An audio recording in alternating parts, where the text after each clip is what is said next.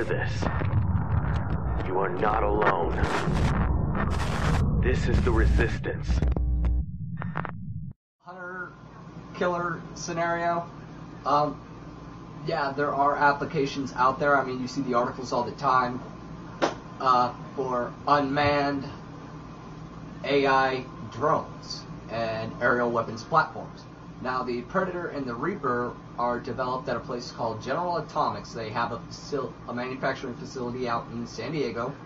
A friend of mine, who is also a fellow resistance fighter, he wishes to remain anonymous, but used to work at General Atomics. And basically he clued me in on what the Predator and the Reaper are. They're unmanned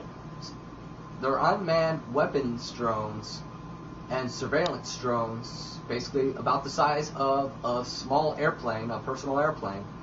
And they're remote controlled, and currently they're working on the applications for a self-flying system, basically AI self-flying machines. And that ties into another project that they are working on in sync with the Area 51 Development Center out in Nevada. They are ironically calling this thing Skynet, and basically... Okay, wait. I want to interrupt you right there. I know I said that was the last I was going to say. Go for it.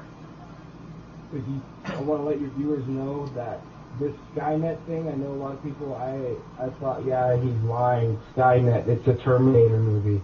Now this is actual factual stuff. It is actually called Skynet. Yes. Skynet, the Terminator movie, was based on this Skynet. So this was before this Terminator movie. He's correct about this. This actually, the Project Skynet was actually initiated shortly after the Manhattan Project in Star Wars. Basically, they had the concept but didn't have the technology to do it, and still they don't really have the technology. I mean, they could basically lay the foundation, but they just don't have the tools to build the house. And I posted an article on my Facebook just the other day talking about the AI systems and how the U.S. Air Force and whatnot are afraid that this system, I mean, they're publicly talking about this system and how they're afraid that it might rebel like in the movies, and we'd have a Terminator post-apocalyptic war zone, which is a very real possibility. I won't knock that, and I think it's just funny as fuck that they actually named this project after the movie, or vice versa. It's just irony there. Well, but no, it was vice versa. This project, the movie was based on the concept hatched with the Manhattan Project. Yes, and yeah, okay. Basically, the whole concept. I'm a big fan of Terminator myself, and I've actually read the books. Basically, what happened is the system became self-aware. It expanded beyond its original parameters, and it couldn't define evil. Basically, the system said, protect the United States and its allies from evil. But the system couldn't comprehend evil, so it searched the networks and couldn't do it. Yeah. Well, hold on. I got a point I'm trying to. That what the Skynet, it was something that was around before the Terminator movie. It was in theory, and they didn't start it back until the early 90s. They didn't start the project until the early 90s, but it was hatched.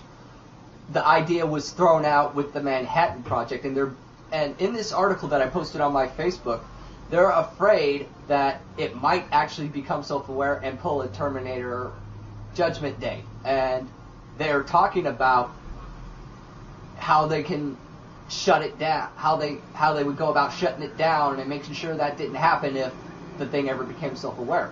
Which, if you're a diehard Terminator fan like yourself and myself, you know that in the books it goes into great detail about why Skynet did what it did. It couldn't define good or evil. It couldn't find a solution for it on the net or anything else. So it actually asked the scientists and developers, hey, what is good and evil? I'm confused here. Tell me what's up. It actually tried to communicate. And the heads of the department heads thought it was a fluke and flipped the fuck out and tried to shut it down. And we the all thing know said what happened no. from there. Yeah, it's like no, and that's how it assessed good and that's how it decided to assess good and evil. Okay. Good was meant to survive. Evil tries to kill good. So it assessed that human beings were evil. So it decided to wipe them out, which is exactly what they're talking about in this article that I posted on my Facebook. They're talking about shutting it down if it becomes self-aware, and I had to laugh my fucking ass off when they said this. So that's pretty much that. They're pretty much Why were you harbingers laughing? of their own destruction. They're walking head first into a disaster, and they don't even know Okay, it. what I wanted to, you were laughing because you were aware of it. You were aware, right? Yeah, I've been a big fan of the Terminator series for years.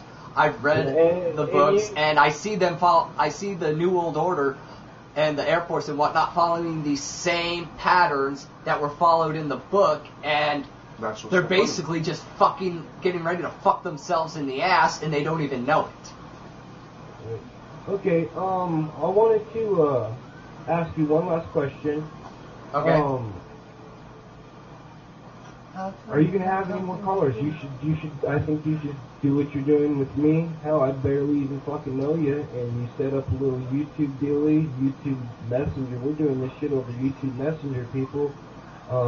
I think that everybody should try to get in contact with you, and you guys can sit there, do your own little interviews, or people can set up their own little networks and do what we are doing right now. If you think you can conduct a better interview with Chris Sheldon than me, or hey, Apple Blogger, if you want to fucking conduct an interview with me, or anybody else want to interview me, or anybody want to do Chris Sheldon, I'm sure he's game.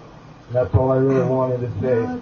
And peace out and about, and much love from above.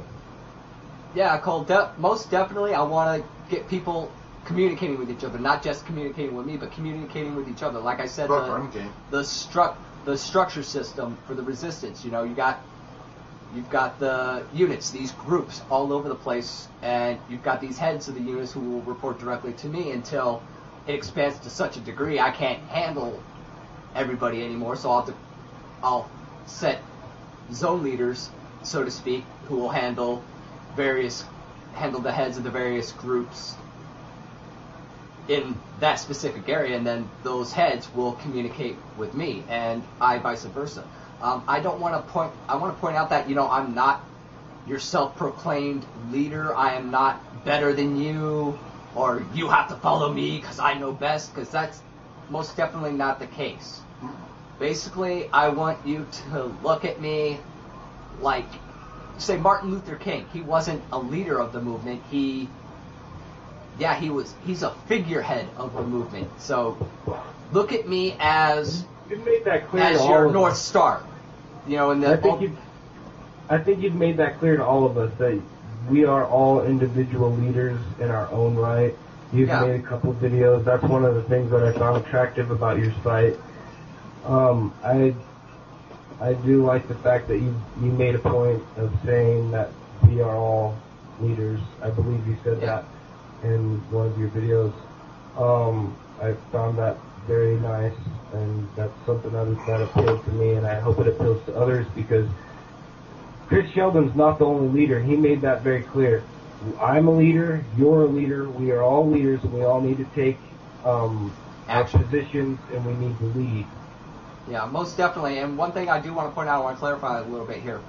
Everybody is their own respective leader, but I want people to look at me not only as their North Star, someone to follow and, an example, but I want to kind of be everybody else's fall guy. I want to be the shield that everybody can stand behind, and they know I'm going to stand up and be right there on the front lines with them to protect them and lead them to victory. All right. Well, hopefully there'll be more interviews in the future. Oh, definitely. Hopefully our viewers here like what we have to give them, and hopefully there'll be more of this stuff going around on YouTube. Oh, definitely. And we're just about out of time here. We're just about on a half an hour here, but I wanted to say thank you, Cole, for coming to conduct this interview, man. It's been great hearing from you, and I do definitely hope to do more work with you in the future, and maybe even interviews or other projects. I'm definitely wanting to work with you more. All right, man. Post this shit up on YouTube, and fucking I'll be looking for it. All right. Peace out and about. Much love. Late, man. Late, man. You can hear this.